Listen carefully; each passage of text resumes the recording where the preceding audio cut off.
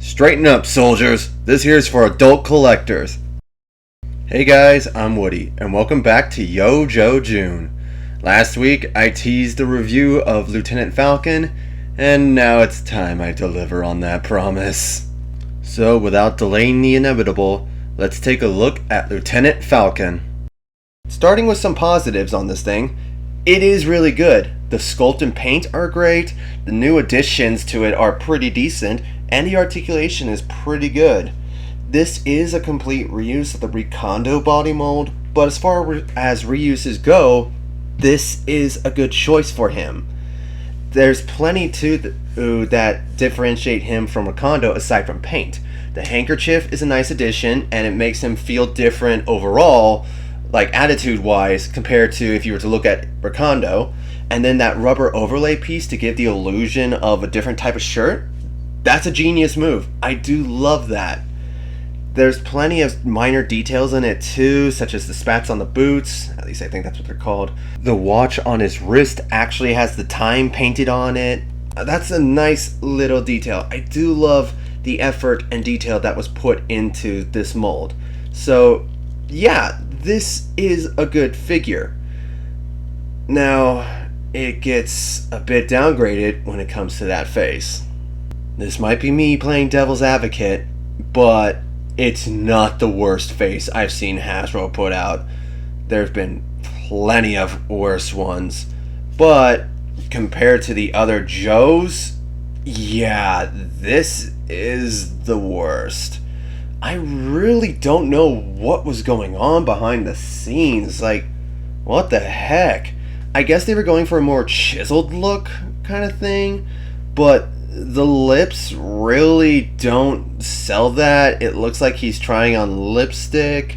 The hair too, it all doesn't look like it matches. It's better when you have the beret on, but I don't know, it feels off, but I can tolerate it. Now, there are some other negatives I have with this figure. On the elbow joints, they're a different color than the skin on the rest of the arms. I don't know how well it's coming across on camera, but the elbow joint is just a bit more peachy than the rest of the arm. Like, I don't know what's going on there. Even Recondo had that problem. Other problems I have with this figure are the legs especially are super tight. I don't know what the heck was going on, but bending his leg, I felt like I needed to take a crowbar to it. It was so tight out of the box. And then I noticed it chipped away part of the mold. So I'm guessing something in the molding itself prevented the legs from bending at all, and you just had to break them in.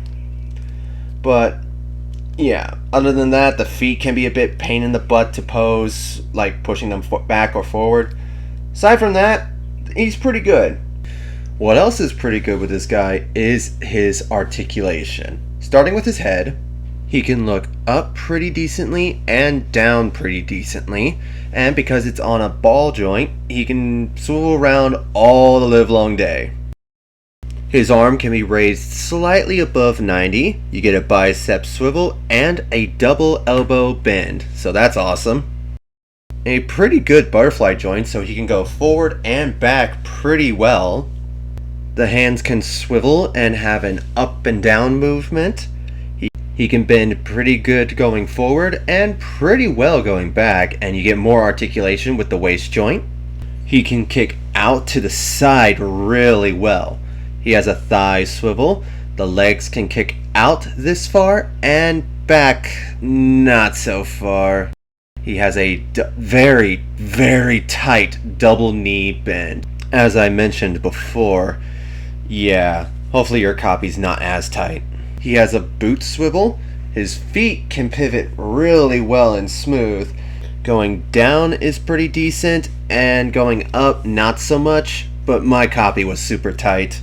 Posability is really well done. It's just mine's very stiff, but I can still get him in some dynamic poses, which are further made dynamic with his accessories. Aside from the footlocker he comes with to hold all the accessories, he gets a really nicely sculpted backpack.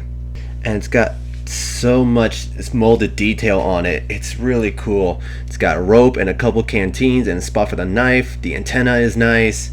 It's just really well done. And it tabs nicely into his back.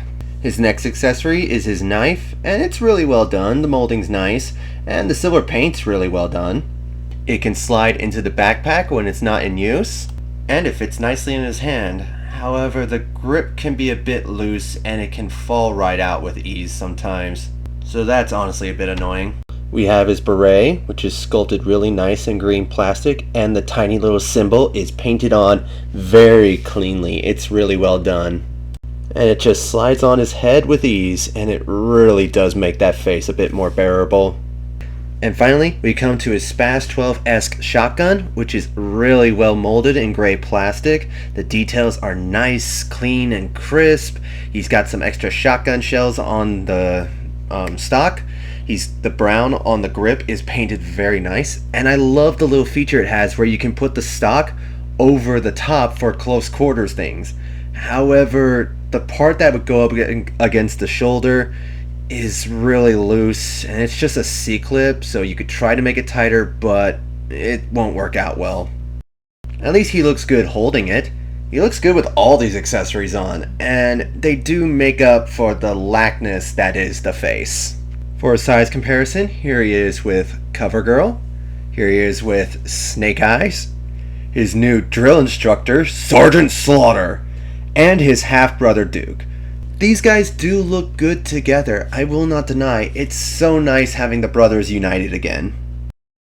What's really holding this figure back is that head sculpt, and if you can look past that, it's a really well done figure, despite it reusing an existing mold.